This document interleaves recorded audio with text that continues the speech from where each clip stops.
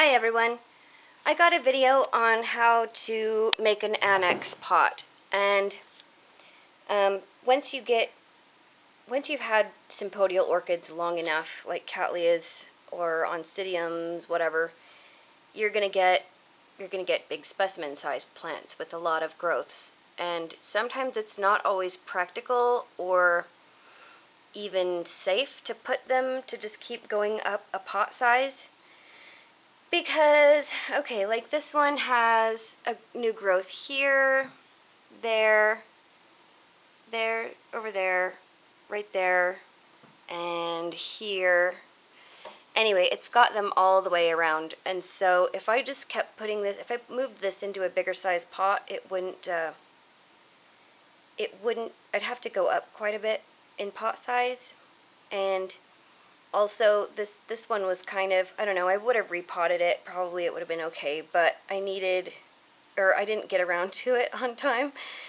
So, and once your roots are, kind of long, like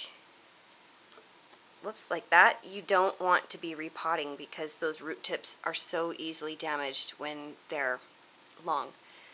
So, the perfect time to repot is when you're just getting little green bumps, like that one's hooking around, but once you kind of see just a tiny bit of green dots at the base of a growth, that's when you want to repot. That's the safest time to do that. Okay, so there's a couple different ways you can make annex pots. This one's the traditional way.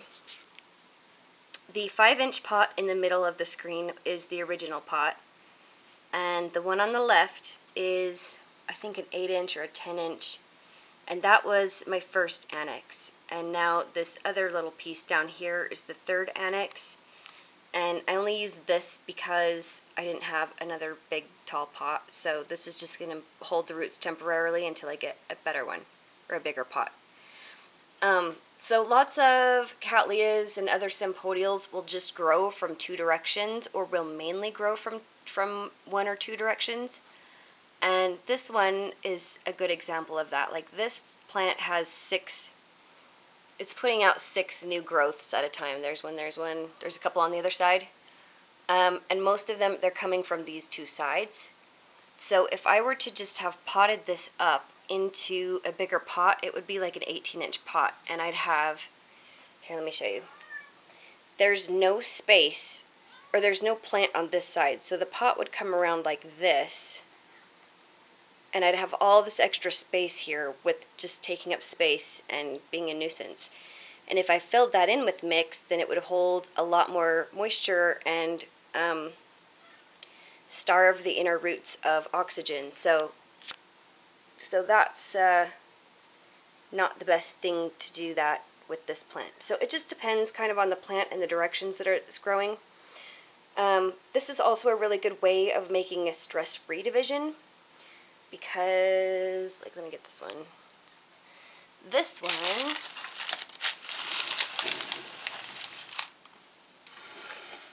This one always grows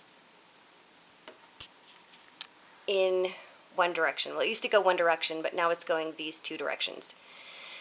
So, if I was going to put a bigger pot on this, then we'd only have the roots from this and this filling in that space. And, again, it doesn't need to be in a pot that big, so I'm just going to take little half pots and put those under each new growth to let the roots grow into. And then, when you've got a few growths that are growing into your annex, then I'm going to cue you. Once you get a couple of growths growing into each annex, then you can just cut the rhizome and you'll have a division already established in a pot. Or you could just take that off and then stick it in a pot. And, okay, so there's 2 ways of doing this. One way is by taking 2 pots. Hang on. You take the bottom sides of 2 pots and you put them on top of each other hang on, let me just do this. Okay. Annex pot is this one. So you decide how big you want your annex to be, and then you take and you draw around, you trace the bottoms. Oh, I can't see what I'm doing. You trace the bottoms like that. And then you cut, or then you take and draw lines. You can use tape to do this so you get straight lines. But you'll make your little lines. Whoops, I'm drawing on the wrong pot, not this pot. Then you take your lines up at a slight angle this way.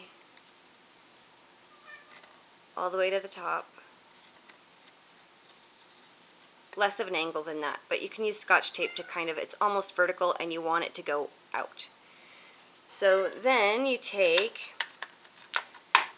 what I use is a little cutting wheel, a little diamond cutting wheel on like a Dremel tool or a flex shaft, but I think also a drill would work. And I don't think this is going to focus, but there's a little mandrel here and a screw at the top, and then you screw the wheel on. But I think you could do it with a drill too. So if you do a pot, I mean if you use something that's not a pot, drill your holes, and then also if you are using a pot, drill holes to attach it to the other pot. I like to do top and bottom so that it's not just like hanging off like this. And probably the most important thing is to make sure your bottom, whoops, that's the wrong piece.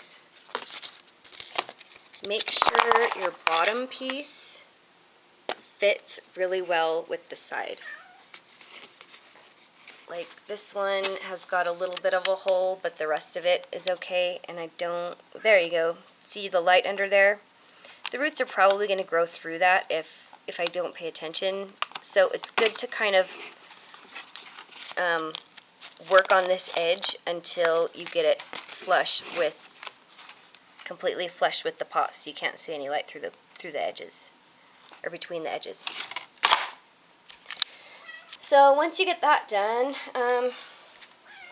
you can put, I just use like twist ties, or you can use string, and then you just tie it from there. Like you can tie it around the pot, or you can tie it to another growth, or whatever. It just has to, you know, not fall off. Eventually the roots will attach to it and hold it in place. So, you know, you don't have to have it really, really tight, unless probably you're like outside and there's high winds or something. But for indoors, I mean, I don't even have, this isn't even attached really over here on this side. I mean, that right there is just loose, and see, there's a lot of give. And the reason why I put this one up higher than the pot down here is because this plant is growing up out of the pot. So I put this down a little bit. The growths, like the rhizome, is about at the level of this, the lip, which is not showing up, which is where they're supposed to be. So that's just holding onto that, because when I get this, when this is all established, when this piece is established, I'm going to cut that off and keep this kind of to a smaller size. Maybe, I don't know. It might start growing new growths out of the middle, which I would like, because then I could just keep it in a small pot, or the smallish pot. Okay, second way to do an annex pot.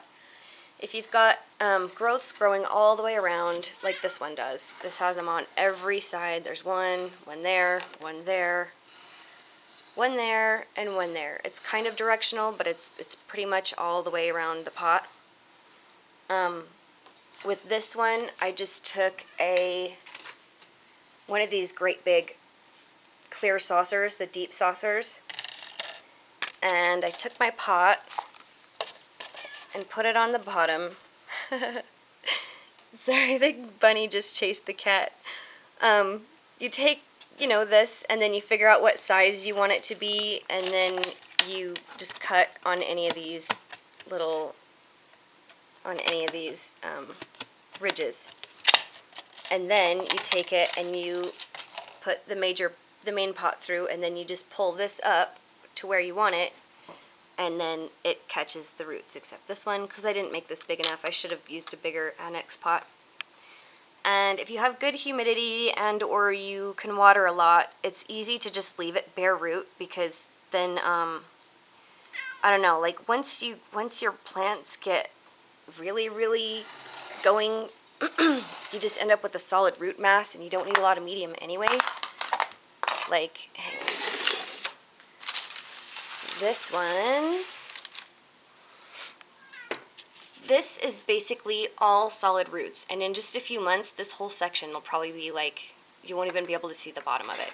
And in the old pot, the first pot, the reason I have not repotted this since like 2010 maybe, when I put the Annex on, I took all the organic media, or as much as I could, I just picked it out of there because the roots were so good. And then with the first Annex I put on, it was actually too small, and I had put medium into that, and then I'd realized that I didn't need medium, and there was way more roots than I thought, because look at that. So I just took that off, and then I put on the big pot, and that's all filled in with roots, and that was probably since the summertime, I think.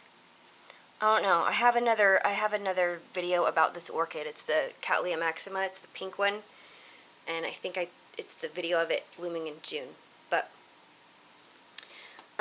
so yeah, when your plants, some plants just will grow in one direction naturally, and some will grow in multiple directions naturally, make multiple growths at one time. But I've noticed that light is a big factor. Like like this one used to only put out one growth at a time, and then when, I don't know, like it would only flower on one growth at a time. Sometimes it would make more than one growth, but it would only flower on one. And then once I stuck this under really good light, it bloomed on 6 growths at a time, and it looked like an azalea bush. So that's yeah, light makes a huge difference. And then I've got another plant. Age makes kind of a difference too, but with some of them, I don't know, like I've got one that's still in a 4-inch pot, and it always only made one growth, and now it's making more than one. It's making like 2 or 3 at a time, and it's just a little plant still. So the amount of growths that they make at one time can have a few different causes, but generally I think light makes a big difference. So I guess that's everything I wanted to say. If you guys have any questions, let me know. There's also an article on Annex pots in, I think it's on the American Orchid Society website, and I will put the link to that in the description if I can find it. And they do that in clay pots, and I've never tried this with clay. I don't think I could do it because plastic's pretty forgiving, and you can try over and over. Okay, this is hilarious. The rabbit is a miniature rabbit, and the cat is a regular sized cat, and he's a wimp, and he does not go after the bunny, but the bunny, he likes to watch the bunny. Deuce, come here. Deuce, come here. Doo-doo, come here. That's my bunny. There he is. Deuce, say hi. Hi, Deuce. Hi, Deuce. Okay, thanks for watching, you guys. I hope you enjoyed the little antics of my animals here.